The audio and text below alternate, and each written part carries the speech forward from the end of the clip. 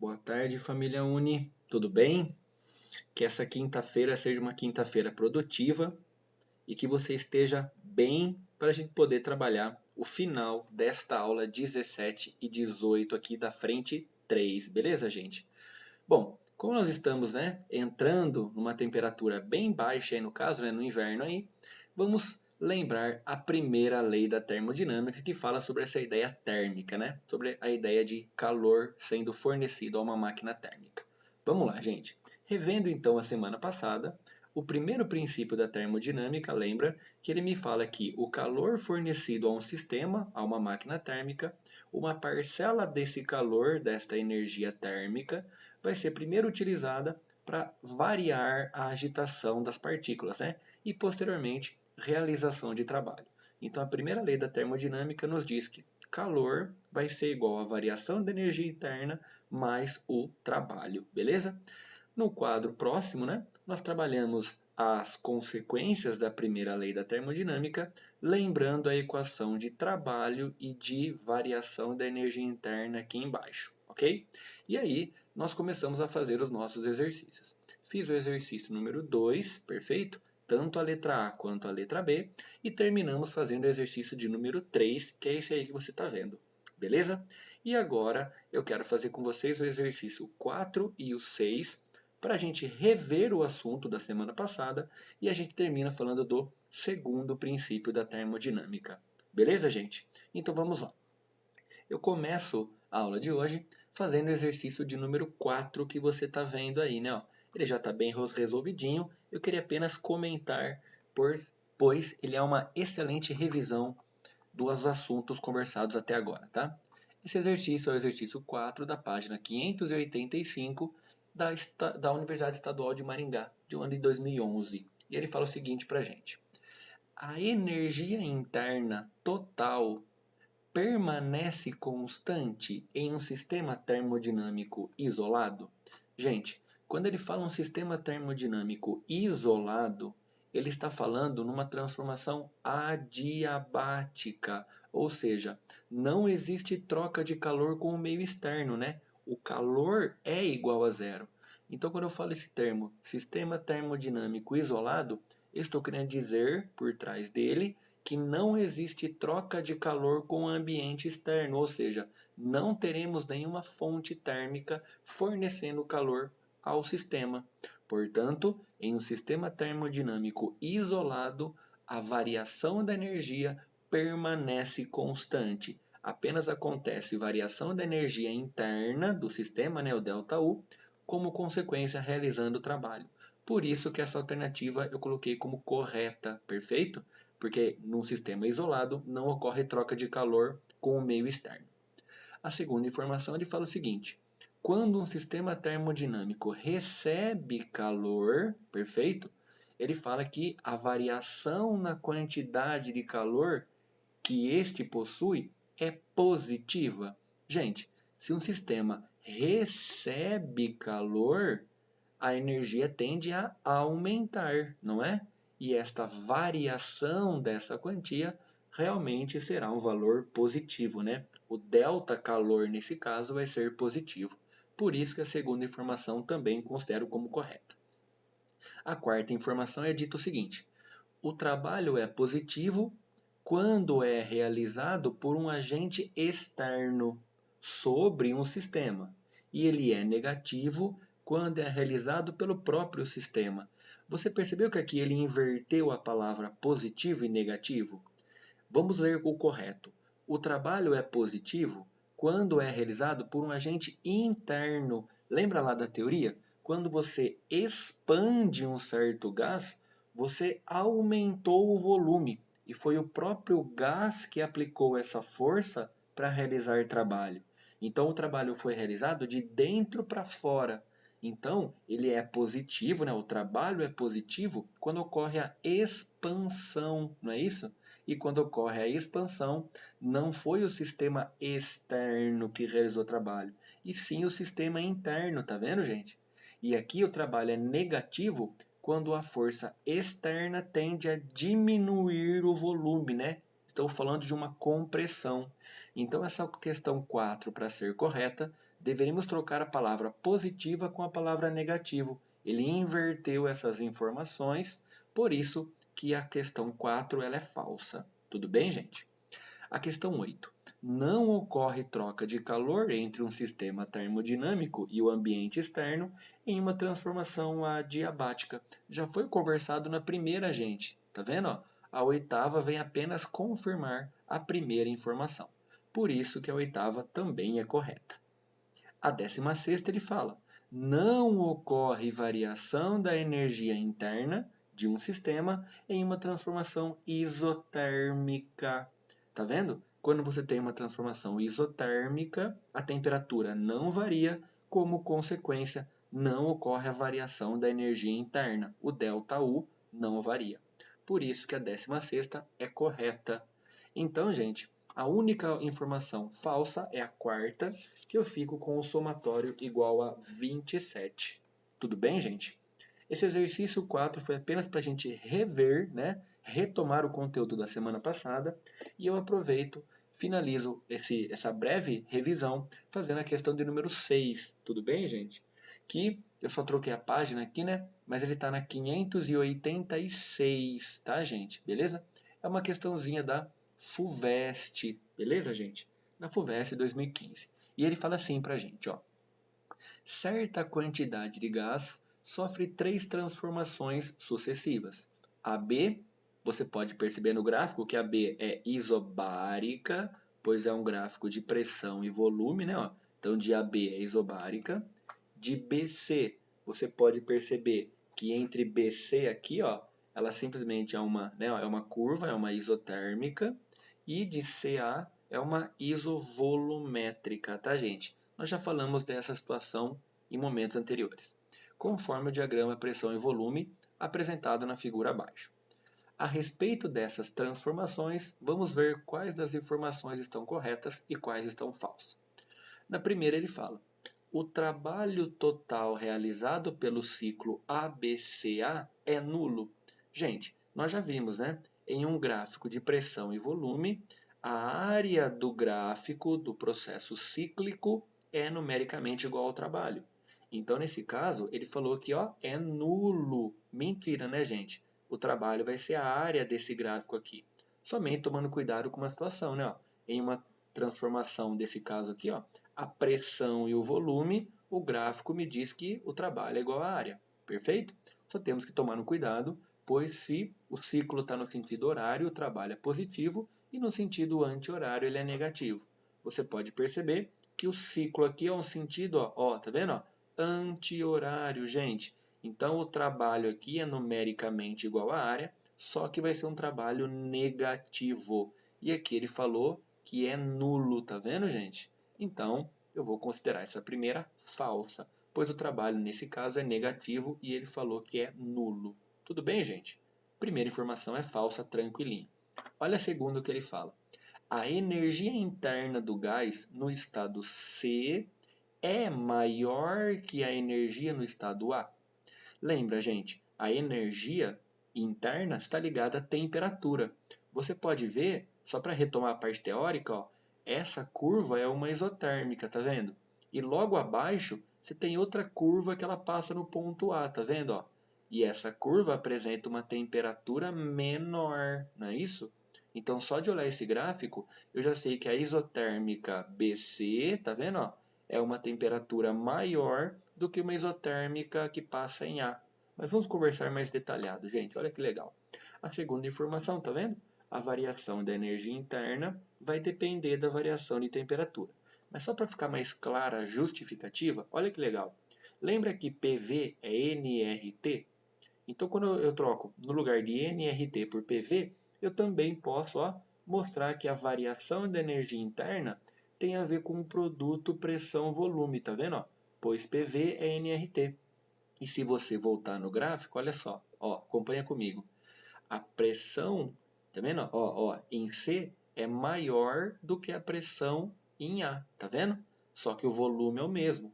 Então você percebe a hora que você multiplica pressão vezes o volume, no caso C, pressão vezes o volume, é um valor maior do que na pressão em A e o volume em A, tá vendo? Isso me fala que se a pressão vezes o volume é um número maior, então a variação da energia interna também vai ser maior. Olha que legal, gente. Por isso que essa alternativa ela é correta. Legal, né, gente? Beleza? Então, exatamente, né? A energia interna no estado C é maior que no estado A. Perfeito? Agora, vamos na terceira. Ó. Na terceira informação, ele fala: durante a transformação de A para B, ó, de A para B é isobárica, tá vendo? Ó? Ocorre uma expansão, tá vendo? Ó? Ocorre uma expansão. Olha o que ele fala. O gás recebe calor e realiza trabalho. Vamos ver se é verdade. Lembra, né, gente? Numa expansão, você aumenta volume. Se você aumenta volume, isso significa que o trabalho é positivo, né? A variação do volume é positivo, então o trabalho também é positivo. Tudo bem? E olha que legal. Lembra que eu falei, ó? Aqui é uma isotérmica, ó, que passa aqui embaixo. Logo acima, você tem outra isotérmica. Acabei de justificar de novo a segunda informação, tá vendo? Ó? A isotérmica em C é maior que a isotérmica em A. Tudo bem, gente? Lembra a segunda informação? Ó? Tá? Só para reformular para vocês. E olha só, se você vai de A para B, você está aumentando a temperatura, porque a temperatura em A é esse valor aqui. A temperatura em B é esse valor. Então a temperatura em A é menor que a temperatura em B. Então o que você fez? Você aqueceu, gente, tá vendo? De A para B, você aumentou a temperatura. Se você aumentou a temperatura, a variação de temperatura é positiva e a variação da energia interna é positiva. Então, nesse caso, ocorreu variação da energia interna e ocorreu realização de trabalho, porque ele recebeu calor. Isso lembra a primeira lei da termodinâmica, lembra? Calor é igual a trabalho mais a variação da energia interna. Por isso que eu vou ficar exatamente com a 2 e a 3 como informações corretas, gente. Batendo o gabarito com a alternativa E. Beleza? Isso aqui foi apenas para a gente revisar a aula da semana passada e tranquilizar vocês em relação a esse conteúdo. Beleza, gente? E agora eu quero simplesmente falar do restante desta aula, que é o segundo princípio ou a segunda lei da termodinâmica. Tudo bem, gente? Esse aqui é um detalhe, mas eu peço para vocês tomarem muito cuidado, tá, gente? Belezinha? Então vamos lá, ó. A primeira lei, a gente já sabe, né? É calor sendo transformado em variação de energia interna e realização de trabalho. Agora, eu quero saber o seguinte. Eu vou continuar, por um exemplo, fornecer calor a um sistema, né? Se eu forneço apenas uma quantidade de calor para esse sistema, ele vai realizar trabalho. Agora, para que eu continue a fazer com que esse sistema, com que essa máquina térmica continue a realizar trabalho, essa fonte térmica, né, tem que continuar a fornecer, né, calor para o sistema. Sem fornecimento de calor, eu não tenho realização de trabalho, não é isso? Só que o sistema pode estar isolado ou não. Quer ver, gente? Acompanha comigo, ó. Olha que legal o resumo que eu fiz aqui, ó. Você tem uma máquina térmica, beleza? A gente já sabe o que é uma máquina térmica. E, ó, eu vou fornecer calor através de uma fonte quente, né? Beleza? Seja qual for. Então, a hora que eu forneço calor para o sistema termodinâmico, o que ele vai fazer? Ele vai realizar trabalho, tá vendo? Ele vai pegar um pouco dessa energia e vai realizar trabalho. Só que se o ambiente não estiver isolado, ele vai começar a perder calor para o meio ambiente. Como assim, Jaú? Vamos lá, gente. Você, por exemplo, tem, por exemplo, um veículo, né? Você vai lá no veículo e você simplesmente colocou combustível nesse veículo. Esse combustível vai ser utilizado, né, para o veículo se movimentar.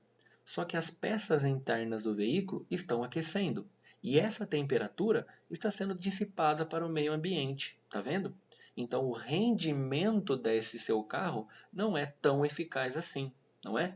Pois ocorre perdas térmicas. Tá vendo, gente? Então isso você tem em todos os casos. Quando você fornece calor para uma máquina térmica, para um sistema, esse calor vai ser usado para você realizar trabalho, só que você vai continuar sempre tendo perdas de calor para o meio ambiente. É isso que me fala a segunda lei da termodinâmica. Olha o que eu defini para vocês aqui no canto. Ó. para que ocorra a conversão contínua de calor em trabalho, então para que eu possa continuar realizando a transformação de calor em trabalho, o sistema deve realizar ciclos, né? Você deve fazer sempre o processo cíclico, lembra das transformações, entre uma fonte quente e também uma fonte fria. Então, o que é que eu estou querendo dizer para não confundir vocês? Olha só, eu tenho uma máquina térmica que ela vai receber calor através, ó, eu coloquei calor quente, tá, gente? Ela está recebendo calor de uma fonte. Essa energia vai ser usada para ele mover algo, né, para realizar trabalho, só que ele vai perder um pouco por efeito térmico. Então você vai ter perdas de calor através da fonte que a gente chama de fonte fria. Então o que é que eu posso dizer? Me acompanhe aqui, ó. Numa conservação dessa energia, eu posso dizer que a energia térmica que está entrando no sistema está sendo utilizada para realização de trabalho, só que também você está perdendo um pouco de energia. Esta parte teórica relembra a ideia de processos dissipativos. Lembra de energia mecânica? Em um processo dissipativo, você tem perdas de energia, não é? É a mesma ideia que eu estou falando aqui. Perfeito, gente? E agora, se eu apenas pegar essa quantidade de calor fria e ir jogar para o outro lado negativa, eu tenho que o valor numérico da energia que está sendo utilizada para realizar trabalho é a subtração do que me foi dado com aquilo que eu perdi. Então, se eu pegar o valor da energia que o sistema recebeu e subtrair aquilo que eu perdi através do ambiente, eu tenho o restante e é esse valor que eu estou usando para realizar trabalho. Tudo bem, gente? Basicamente, é isto que está por trás da segunda lei da termodinâmica. E agora, a gente vai dar uma aprofundada nesse segundo princípio. Perfeito? Vamos lá. Ó. Então, como é que eu calculo o rendimento? Primeiro, o que é rendimento, gente? Rendimento, você sabe que tanto no cotidiano quanto na física, rendimento nada mais é, por exemplo, aqui, é o quanto eu estou utilizando para transformar em trabalho. Então, se eu pegar aquele calor quente e falar para você, desse calor quente, uma certa porcentagem eu realizei trabalho. Então é isso, ó. Quando eu falo para você a palavra rendimento, eu estou querendo dizer por trás dessa palavra, ó, é o quanto de calor se transforma em trabalho. E aí, o que é rendimento, tá vendo? É aquilo que eu estou usando dividido por aquilo que me foi fornecido, tá vendo? E eu tenho a parcela de quanto eu estou, né, ó, sendo eficaz, quanto é o meu rendimento. Só que você lembra que no quadro anterior, o que era o trabalho? Vou colocar para vocês, ó. Trabalho não era a fonte quente menos a fonte fria? Olha que legal, ó. Então, eu só vou separar agora essa fração, tá vendo? Ó, o calor quente está dividindo os dois fatores, perfeito? Então, eu só dividi, tá vendo? Ó, eu só separei. Então, é calor quente dividido pelo calor quente menos calor frio pelo calor quente. Esse calor frio simboliza a quantidade de energia perdida, tá? Esse fator você sabe que vale 1, então tá aqui, ó. É isso que é falar rendimento, tá vendo? A gente sabe, por um exemplo, que ó, calor é sinônimo de temperatura, tá vendo, gente? Ó? Então eu posso dizer para vocês que o rendimento nada mais é do que 1, né, 100%, menos a fração que eu estou perdendo, tá vendo? Então se eu fizer 1 menos a temperatura da fonte fria dividido pela temperatura da fonte quente, eu tenho o valor do rendimento da minha máquina térmica. E você sabe que esse rendimento, né, não pode ser de 100%, né, gente? Pois no mundo real sempre teremos perdas térmicas. Beleza, gente? Por isso que eu coloquei que o rendimento vai ser sempre maior ou igual a zero e sempre menor que 1 para indicar 100%. Existe um processo cíclico teórico, perfeito, chamado de ciclo de Carnot. Esse ciclo de Carnot, gente, olha, deixa eu explicar para você rapidinho, ó. Essas duas curvas em azul aqui, tá vendo, ó? Essas duas curvas em azul são curvas isotérmicas, tá vendo, ó? Isso aqui é uma isotérmica, T1, e uma isotérmica, tá vendo, ó? T2, perfeito? E aí, ó, olha essa curva BC, olha essa curva DA. Essas curvas aqui, ó, tanto a ADA quanto a BC, elas recebem o nome de adiabáticas. Ou seja, eu estou indo de uma temperatura para outra sem receber calor. Como assim sem receber calor? Ora, eu realizo o trabalho, eu não preciso realizar fornecimento de calor. Tá vendo, gente? Vem comigo aqui, que agora eu vou explicar detalhadamente esse ciclo com vocês. Olha que legal, gente. O ciclo está aqui, perfeito? Então lembra, ó, essa aqui significa uma isotérmica e essa aqui também significa uma isotérmica. De BC, a diabática, não troca calor com o ambiente externo, e DA também não troca calor com o ambiente externo. Ô, gente, eu só estou passando a teoria para vocês, tá? Não se assustem. Vamos começar? Olha só, a gente sabe que essa isotérmica T1 é maior que a isotérmica T2, né? Então a temperatura nessa curva é um valor maior que a temperatura nessa curva aqui, beleza?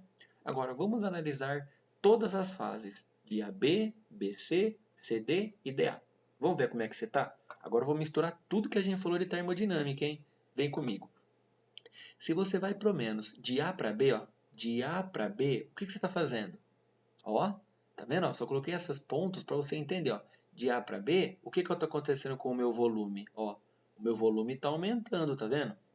Perfeito? Só que a temperatura é sempre igual. Ó. Eu estou andando pela isotérmica, tá vendo, gente?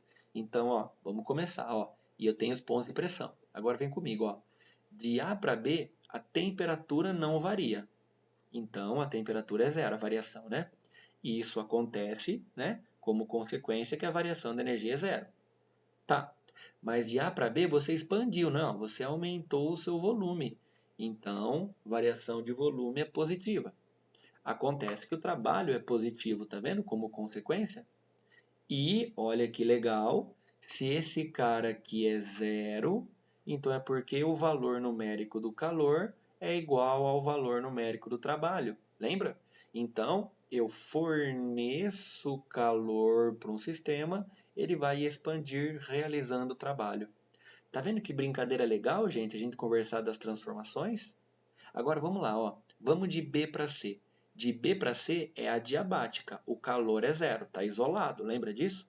Então, de B para C, o calor é zero. Agora, o que aconteceu com o volume? De B para C, ele aumentou o volume, tá vendo? Ó, de B para C houve uma variação de volume. Isso acontece porque o trabalho é positivo, gente. E agora ele foi de T1 para T2, ou seja, ele diminuiu a temperatura, tá vendo? De T1 ele foi para T2. Então, se a variação de temperatura é negativa, a variação da energia interna é negativa. Então, calor é zero, trabalho é positivo, variação da energia interna é negativa. Olha só, você realiza trabalho e ele esfria. Lembra? Já conversamos disso em outro momento. Agora vamos lá. Vamos de C para D. De C para D agora é uma outra isotérmica. Então, a todo instante a temperatura não muda. De C para D, tá vendo? Então, e ó, ao mesmo tempo, ó, de C para D, eu diminui o volume, ó. Diminui o volume. Então, a variação de volume é negativa, o trabalho é negativo. Outra coisa, de C para D, não varia a temperatura, não varia a energia interna. Tudo bem? Então, se a variação da energia é zero, quer dizer, então, olha o que acontece. Como o trabalho é negativo, isso é porque o calor é negativo. Então, para você ir de C para D, você não varia a energia interna, você comprime e você resfria. Olha que legal, tá vendo? Você retira calor. Nossa, gente, tá muito legal, né? Agora, se você for de D para A, ó, de D para A, isso aqui é uma adiabática, lembra? Ó? É uma adiabática. O calor trocado é zero novamente. Então, o calor é zero. Agora, ó, de D para A, você continuou diminuindo o volume. Ó. Você diminuiu o seu volume. Então, eu diminuí o meu volume, meu trabalho é negativo. Ao mesmo tempo, eu fui de T2 para T1, tá vendo? Ó? Eu fui da curva 2 de temperatura para a curva 1 de temperatura. Então, eu aumentei a temperatura. Aumento a variação da energia interna.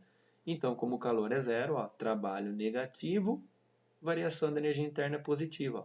Então, você percebeu que Da primeira para a terceira nós invertemos o sinal, ó. E da segunda para a quarta nós também invertemos o sinal. Tá vendo que legal, gente? Por isso que o ciclo de Carnot é um ciclo teórico com rendimento 100%, onde nós temos duas transformações isotérmicas e duas chamadas de adiabáticas, que o calor trocado é igual a zero, gente. Belezinha? Esse quadro aí, eu espero que eu não tenha te assustado, tá? Isso foi só uma aplicação do que a gente já sabe sobre as transformações gasosas, sobre trabalho, variação da energia interna e primeira lei da termodinâmica, tá, gente? Beleza? Então, esse quadro que está para você agora, simplesmente está toda a parte de um processo termodinâmico resolvido aí. Belezinha, gente? Então agora era isso que estava faltando para o nosso material para essa aula 17 e 18 ficar completa. Porque agora eu quero fazer os exercícios com vocês 1, 5 e 7. Beleza, gente? Que é o que estava restando para a gente aí. Pois o exercício 2, 3 foi feito a semana passada e o 4 e o 6 eu fiz com vocês agora no comecinho da aula. Beleza, gente? Então vamos lá. Abra o seu material aí, pois nós vamos fazer o exercício número 1, perfeito? Como ele é um exercício, né, teórico, eu já deixei ele resolvidinho para vocês aqui. Beleza, gente? Então vamos lá, ó. É o primeiro, da página 584, beleza? E ele fala assim para a gente.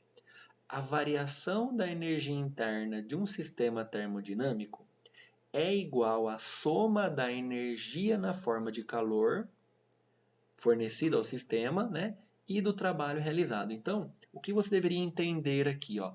Ele está falando para você que o ΔU é igual ao trabalho mais o calor. Gente, olha aqui, ó.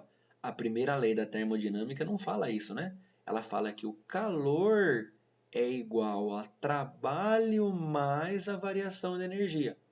Só que tem uma palavrinha aqui, ó, em destaque, ó. É a palavra sobre o sistema. Quando eu falo sobre o sistema, quer dizer que tem uma força aplicada sobre o sistema. Lembra do êmbolo? Quando você esquenta, o êmbolo sobe. Lembra, gente? E você expande. O trabalho é positivo. Agora, quando você comprime, quer dizer que uma força externa agiu de modo a diminuir o volume, tá vendo?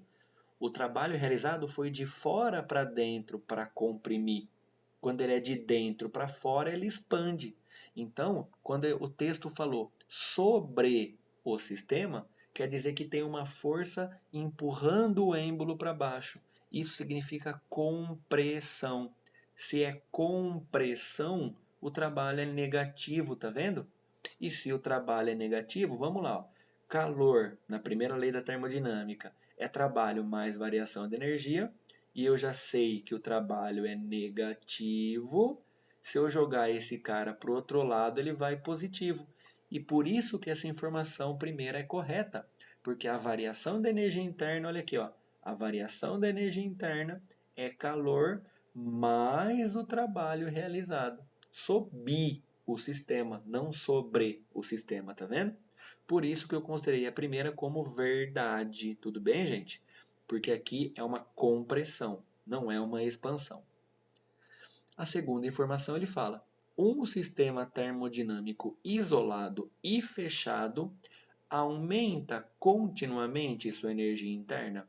Não, gente. Em um sistema termodinâmico isolado, perfeito? Você não tem troca de calor com o ambiente externo. Então, ó, quando um sistema é fechado, é isolado, não vai ocorrer, não existe troca de calor com o ambiente externo. Tudo bem? Ó? Com o meio externo, nem é realizado o trabalho. Seja sobre, né, negativo ou sob, no caso negativo. Então, logo, pimba, eu mantenho ela como falsa. Perfeito, gente?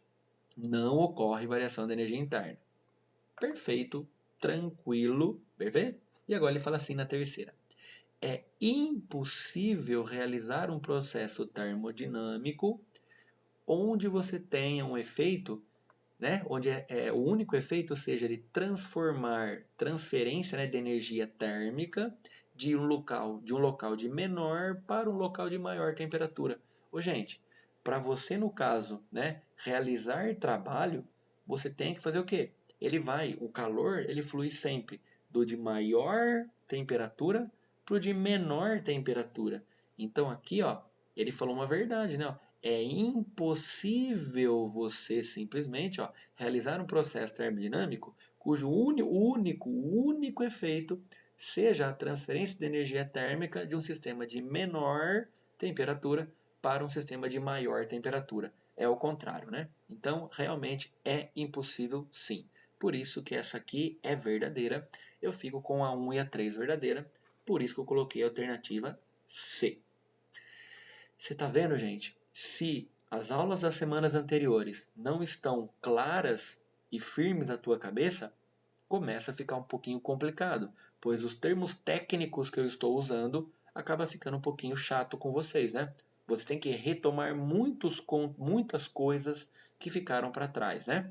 Beleza? Você está percebendo, né? Gente, agora vamos fazer a penúltima questão, né? Para a gente poder finalizar, que é a questão de número 7, beleza? Que ela está na página 586, tudo bem?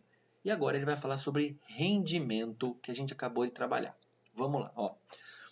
Os materiais granulares são conjuntos com um grande número de partículas macroscópicas e têm papel fundamental em indústrias como a de mineração e construção, né, na agricultura.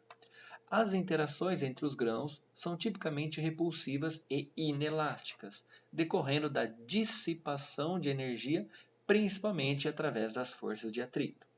Em muitas, né, ocasiões, os sistemas granulares não se comportam como gases líquidos e sólidos. Eles podem ser considerados apropriadamente como outro estado na matéria. Por exemplo, uma pilha de grãos estável se comporta como um sólido, né? A gente já trabalhou isso aí, é uma parte teórica apenas. Se a altura dessa pilha aumentar acima desse valor, os grãos começam a fluir. No entanto, o fluxo não será como o de um líquido, porque tal fluxo somente se dará em uma camada na superfície da pilha, enquanto os grãos no interior ficarão em repouso.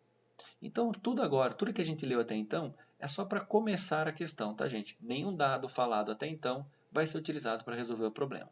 Começa agora, tá?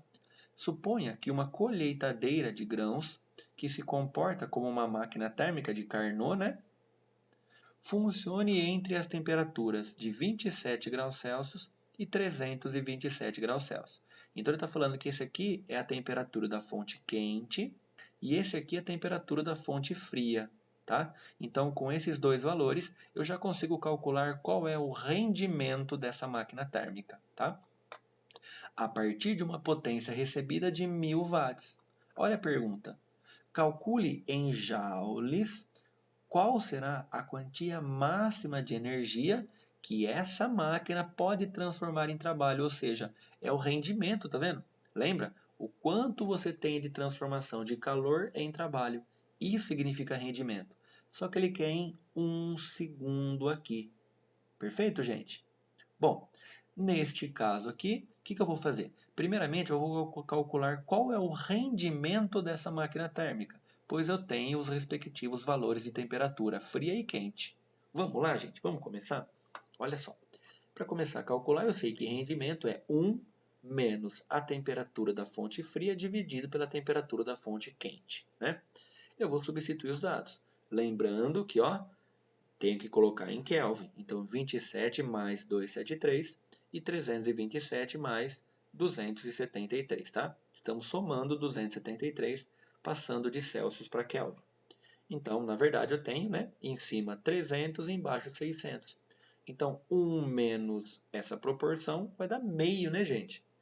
Então, quer dizer que o rendimento é equivalente a meio, o que significa 50%.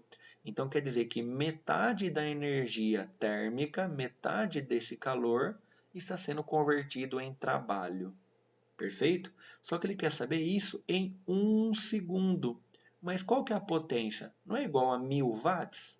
Gente, você lembra disso aqui? Ó? Eu estou calculando 50 por cento, tá vendo? Vou fazer de novo, ó. 50 por cento de quanto? De 1000, que é a potência da máquina, tá vendo? E aí eu encontro que a potência que ela está sendo utilizada, né, está sendo apenas de 500 watts. Agora, uma equaçãozinha muito manjada é potência calor pelo tempo. Lembra? Ó, trabalho, a energia, ó, tá vendo? Então, se eu colocar o valor da potência, que corresponde a apenas 50%, em 1 segundo eu tenho watt vezes segundo, que dá o conhecido joule. Tá vendo, gente? Esse exercício não foi um exercício tão preocupante assim, né? Beleza? E agora, para a gente finalizar, porque eu estou de olho no nosso tempo aí, nós temos só mais 5 minutinhos, vamos finalizar com o exercício de número 5, beleza? Onde, na verdade, é o exercício mais tranquilo do nosso material, né, gente? Pois, acompanha comigo, que ele fala assim para a gente, ó. Certa quantidade de gás ideal ocupa um volume inicial de V0, a pressão P0 e a temperatura T0. Esse gás se expande. Então você tem que aumentar o volume. A temperatura constante. A temperatura não muda. E ele realiza trabalho, tá vendo? Sobre o sistema. Então lembra, sobre, você precisa diminuir a pressão, tá vendo? Sobre o sistema, tudo bem, gente? Então você tem que expandir, aumentar o volume, onde você precisa diminuir a pressão, pois é sobre, é o agente externo, né? Está diminuindo o volume, então o trabalho é negativo, né? Você comprime, beleza? E, tá vendo, ó? Comprime não no caso, né? Você simplesmente tem que, aqui ó, desculpa, você tem que simplesmente, ó, você realiza trabalho sobre o sistema, tá vendo? Então, o que está acontecendo? Você precisa simplesmente alterar o valor dessa pressão. Olha o que ele fala para mim. Qual, né? O qual é representado no gráfico pela área sobre a curva. Ou seja, gente, olha a pergunta que ele me faz, ó. Assinale a alternativa que melhor representa a quantidade de calor trocada com o meio através da área do gráfico compreendida entre a região abaixo da curva e o eixo das abscissas.